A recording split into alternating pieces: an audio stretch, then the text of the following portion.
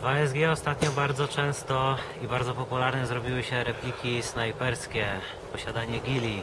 Każdy kupuje sobie, kurwa, wiadomo, repliki. Są teraz po prostu bardzo popularne. Każdy chce mieć teraz snajpę, każdy kupuje scope camy, każdy ogólnie się zaczął jarać tematem na zagranicznych kanałach. Jest kipi aż snajperów ASG. Ale niestety, jak też zauważyliśmy, bardzo dużo pośród tych rzeczy fajnych jest też bullshitu.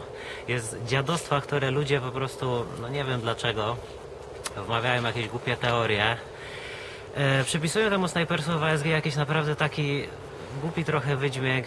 Bardzo wymyślają. Dużo jest marketingu zamiast prawdziwych jakichś informacji, co też nas jako użytkowników takich replik, że tak powiem, trochę zaczęło denerwować. Chcieliśmy dla Was dzisiaj nagrać parę filmów odnośnie replik. Przynieśliśmy 5 naszych replik sprężynowych snajperskich. Każda jest zupełnie inna, każda ma zupełnie inną moc. I porównamy sobie. Nie będziemy robić żadnych gameplay, porównania, nie będziemy robić recenzji Anoraka od Kikik Mustanga czy innych jakichś tam gówien. Na strzelnicy na około 100 metrów będziemy strzelać po prostu z każdej poszczególnej repliki z tych samych amunicji, z tej samej amunicji. Jeden będzie strzelec, żeby też ten czynnik ludzki wyeliminować. Zobaczymy, jak to będzie wyglądało. Nie będziemy, mówię, wymyślać, nie będziemy żadnych robić jakiś bro science. Czyste fakty. Jak replika w ASG sobie faktycznie radzi, żebyście nie mówili później, że te 100 metrów w ASG to jest jakieś, nie wiem, jakiś urban legend, albo sobie my sobie sami to wmawiamy, żeby sobie coś przedłużyć. Zobaczymy, jak to będzie wyglądać. Każda replika jest inna. Będziemy po kolei wstawiać albo filmiki, albo wszystko w jednym. Zobaczymy, oglądajcie dalej.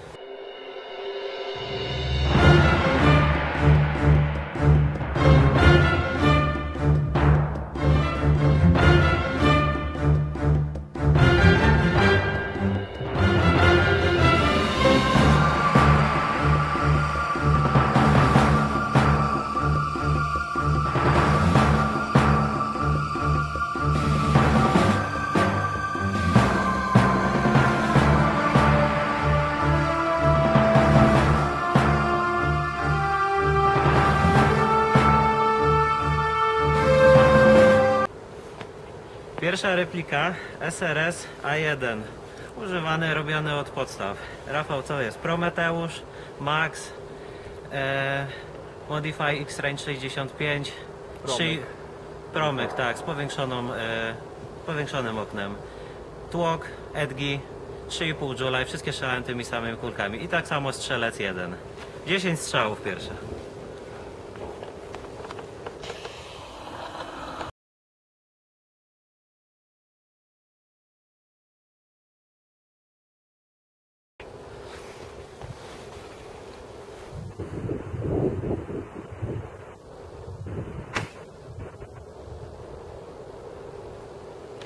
Około pół metra, prawa strona.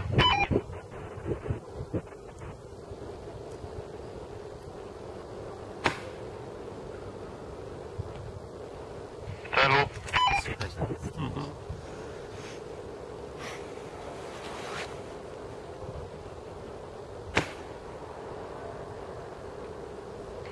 celu.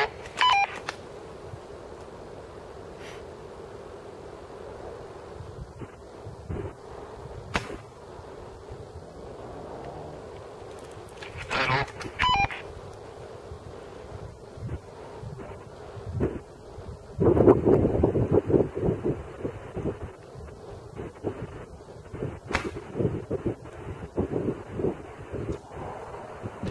Prawa strona.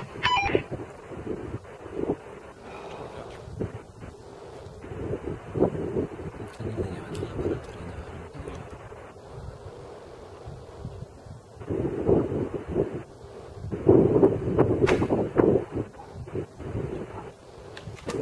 Pół metra, prawa strona.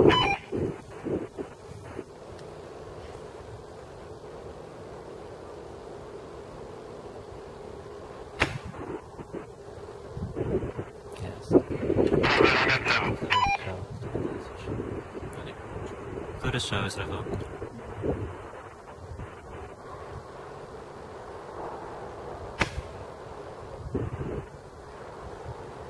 W celu.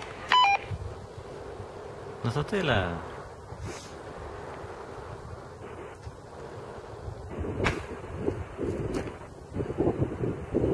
Dobra, będzie. Prawa strona pół metra. Druga replika. SRS tak samo, tylko A2. To trochę inny zestaw. Crazy Jet, nowy Decepticon 80 2021. Variable Mass Piston. Tak samo 3,3 Joula, tak samo longbowy 48 i komora Max 6 mm lądka, tak samo jak i w poprzednim. Strzelec ten sam.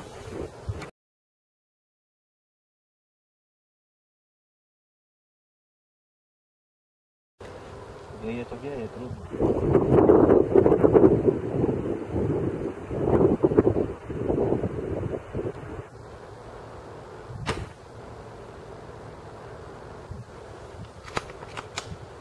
Koń zaspał. Tutaj dosłownie. Jajka.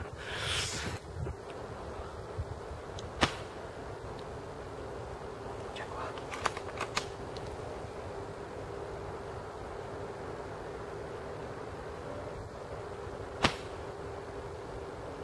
Znowu ciepła. Trzeci. Niezauważona.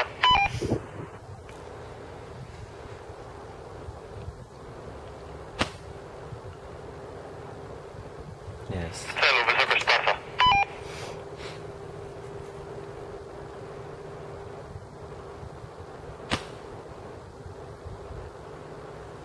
W celu.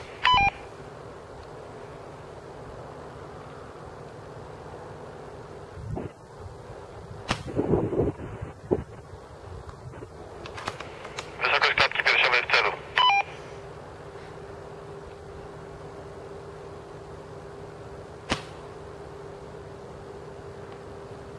W celu.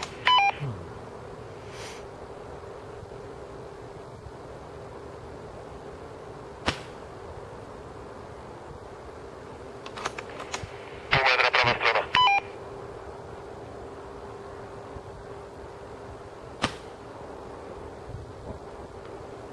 W celu.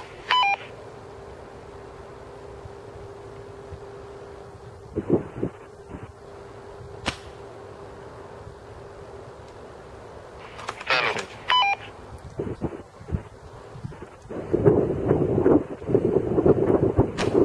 Tak było 10 już? Było 10, no.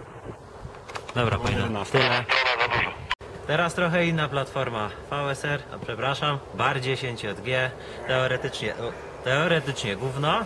Zobaczymy. Ta jest trochę mniejsza moc, ponieważ na 48 wali 2,35, 2,40 około Joula. Także prawie, że Joule mniej niż pozostałe platformy. Lambda 605 430, MR-Hop żółty 60, komora Action Army, docisk Panthera i cały zestaw od Barta. Sprężyna z Airsoft Pro, jaka dokładnie to nie wiem, ale mówię, w sprawie Joule różnicy. Zobaczymy jak będzie na stówę.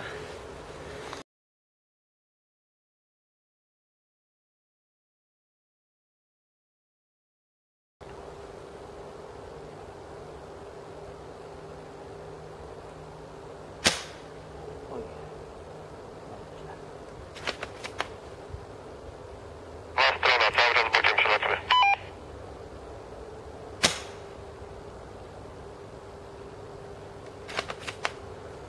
Za celem, ale pół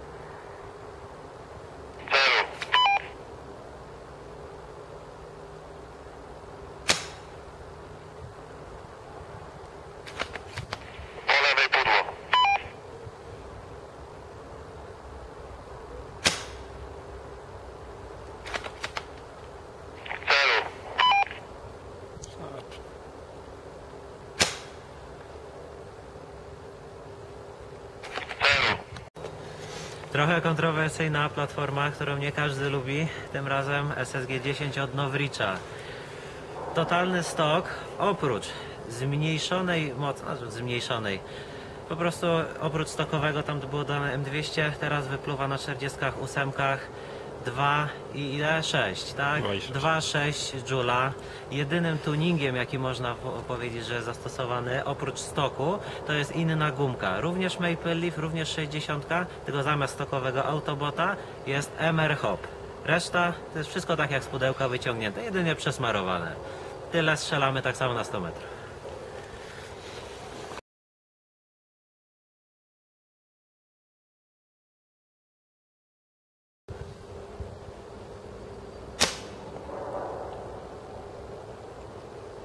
Prawa pudło.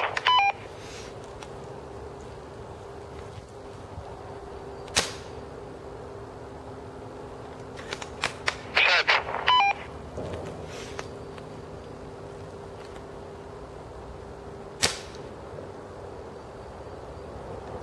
W celu.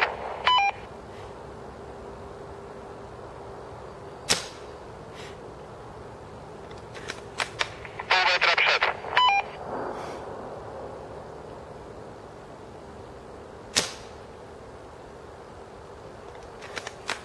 Pół metra przed.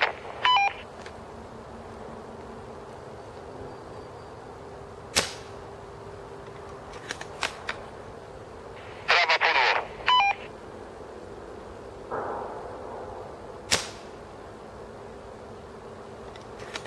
Przed. Metr.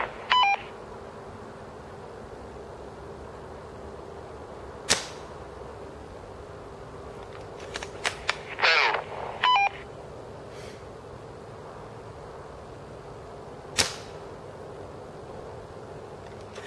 W celu.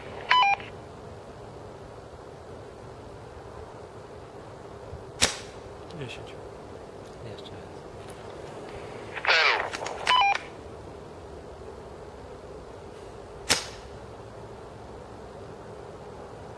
Pudło.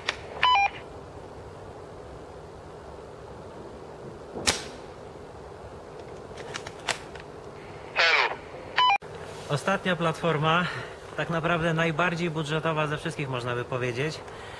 Cylinder cały od Barta, ale jeden z pierwszych jakiś serii. Naprawdę nie jestem w stanie powiedzieć ile on ma lat. Najstarsza wersja jaką u nas w ogóle mamy. Nie będziemy wymyślać. Spust Action Army. Action Army tak samo Komora. Tak jak we wszystkich innych. MR Hop 60 żółte. Pantera docisk od Stalkera. I budżetowo Crazy Jet 430. Czyli można powiedzieć, że w sumie no jest to najtańsza platforma. Była kupiona używana.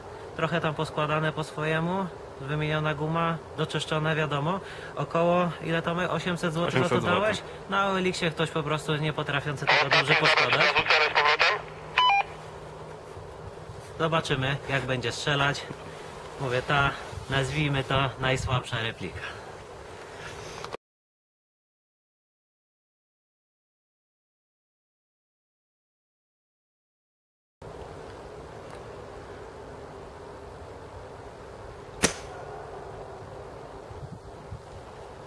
Przed celem.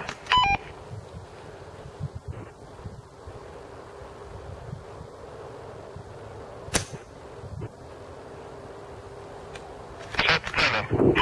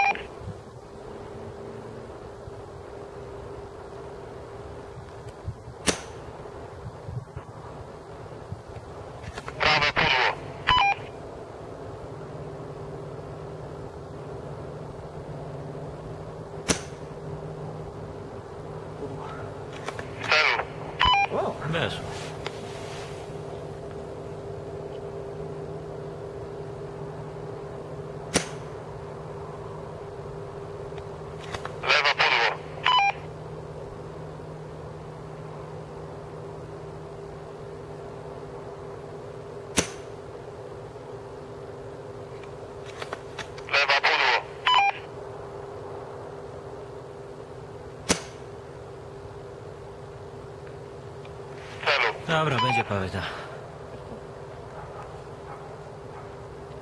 Dawaj, strzelaj.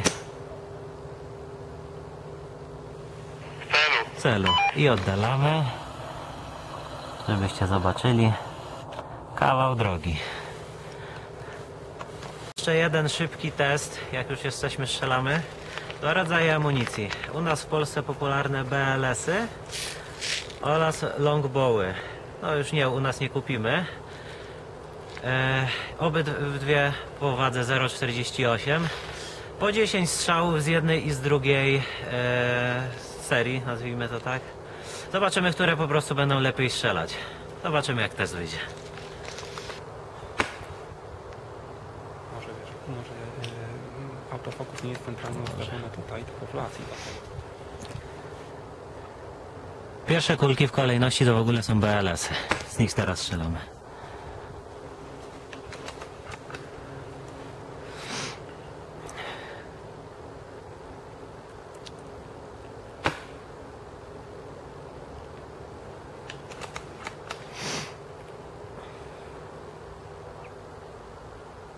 Mówią cokolwiek? W celu. A widać i tak na kamerze.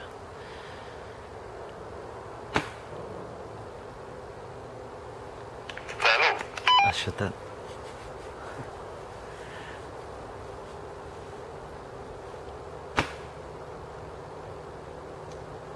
W celu.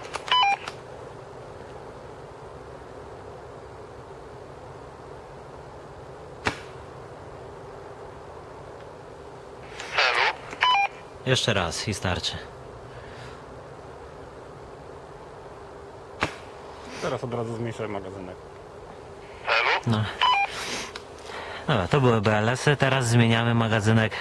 Ta sama replika, też SRSA 1, tak samo 100-101 metrów, różnie laser pokazuje. I strzelamy teraz, idzie magazynek z longbowów, też 48.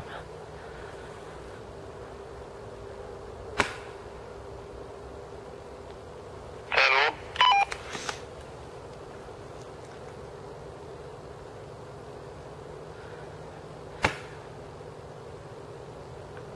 W celu.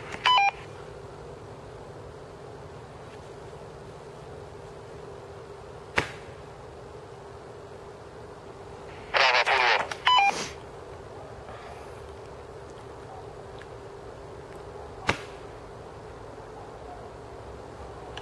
Prawa pudło.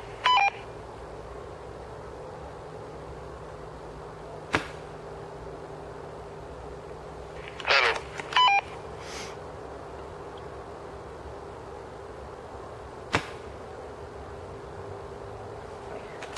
Prawa pudło.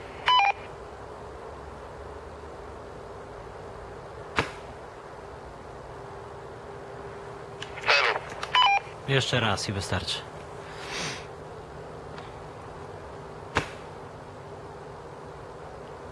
W celu przerwa. Dobra. Oddalamy.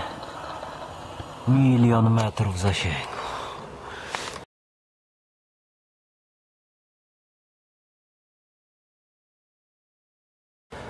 No i tak, przestrzelaliśmy 5 zupełnie różnych, znaczy nie platform, 5 zupełnie różnych replik, bo platformy są tak naprawdę dwie. Inne zestawy, inne części wewnętrzne. Znaczy Nowricza traktujemy i tak jako stok. jako chińskiego Bara 10, no nie? dokładnie.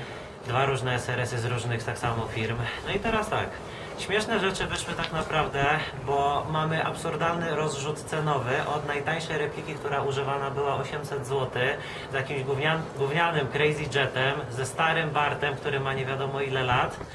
No i też 2,7 Joula. VSR-ka strzelała praktycznie bardzo podobnie jak SRS-y Za 4000. za 4000 z lepszymi częściami, ze stalową lufą, lepszymi gumkami w ogóle. No i teraz, no nie wiem, pomyślcie sobie, niech wam to da do zastanowienia, jak będziecie jakieś głupoty czytać na forach, jak ktoś wam zacznie powiedzieć, że jak nie kupicie PDI i to 601, to jest ważne, to nie pchajcie się w snajperstwo. Jak nie kupicie jakichś najdroższych części od Edgi albo jakieś pneumatyki nie wiadomo jakiej, to też chuja to będzie warte. zastanówcie się po prostu, zobaczcie sobie różne rezultaty. Poza tym, że VSR-ki strzelały, no niemalże, jedna VSR-ka, ta druga moja, strzelała niemalże 1 Joula mniej niż SRS. A czy tak naprawdę były gorsze osiągi?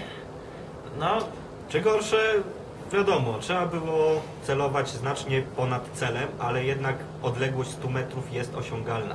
Pomimo dużo mniejszej mocy jest to do osiągnięcia, więc obalamy mit, że jednak 100 metrów to jest nieosiągalne w naszych warunkach.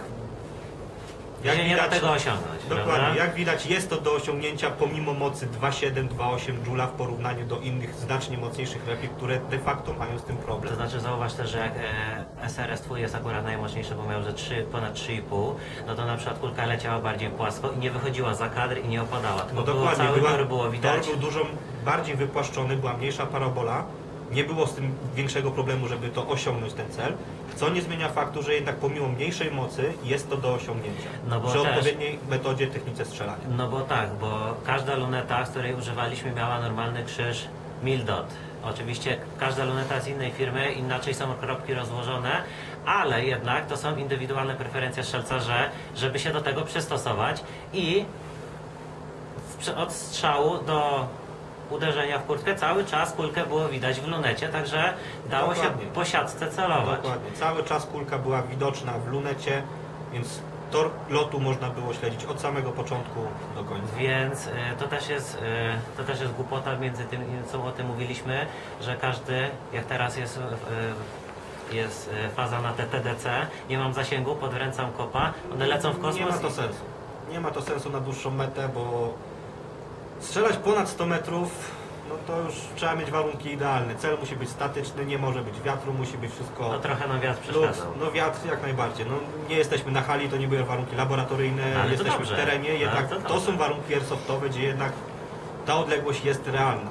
No Jednak i- strzelanie po TDC no mija się z celem. na dłuższą No i też mieliśmy lunetę, mieliśmy gównianą taką z Tajwangana, która też ona ten krzyż ma jaki ma. Mieliśmy No jest dobra. jedną mieliśmy też tylko w pierwszym planie i tak naprawdę na każdej dało się to śledzić, więc chyba lepiej zainwestować właśnie w tym bardziej w lunetę, żeby nauczyć się strzelania po tych właśnie po kropkach, po ocenie odległości, niż kręceniu tego hopa, bo podczas wszystkich strzałów hopa był na zero, no ustawiony był na zero po prostu w lunecie. Najbardziej zbliżone Tak. do płaskiego lotu, zero jakiegoś overhopa, zero podrywania do góry, było jak najbardziej na płasko, strzelanie tylko i wyłącznie po siatce, Tak, bez kombinacji bez żadnej, bez kombinacji, bez regulacji. niczego. Jedyna tak. kombinacja to było po prostu podnoszenie lufy, tylko żeby osiągnąć odpowiednią parabolę, czyli tak jak się de facto strzela normalnie. No, ale tak no, i każda replika strzelała z tych samych kulek, z tego samego sortu.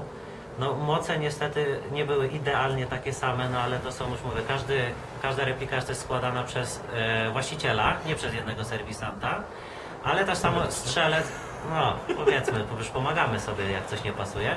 No i też był jeden strzelec, który wszystko po prostu pod siebie ustawił i strzelaliśmy, więc tak naprawdę można wyeliminować już sporo czynników, że ktoś nie umie strzelać, że różne kulki, różne serie, różne coś, także daje nam to bardziej realistyczny obraz tego, że co się tak naprawdę dzieje, więc mówię jeszcze raz, jak będziecie mieli jakieś głupie posty od gildii serwisantów, którzy tylko gadają, a polecają wam jedną lufę, jeden zestaw, bo gdzieś usłyszeli, nie przetestowali tego samego, tylko po prostu powtarzają jakieś tam głupoty przez innych tam powiedziane, albo marketing, który i wali na przykład i mówi, że jedna lufa jest lepsza od drugiej i absolutnie nie ma innego wyjścia. Obejrzyjcie sobie filmik i jeszcze raz zobaczycie, czy to naprawdę Sami jest racja. wyciągnięcie wnioski, czy warto. Nie robimy testów na kartka 4, na hali, coś, bo to są nierealistyczne warunki.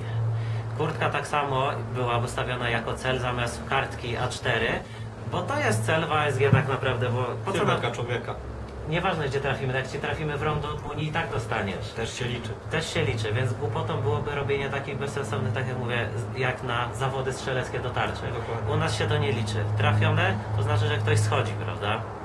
Więc nie róbcie też takich głupich testów. Tak naprawdę tyle. Wnioski sobie wyciągniecie sami.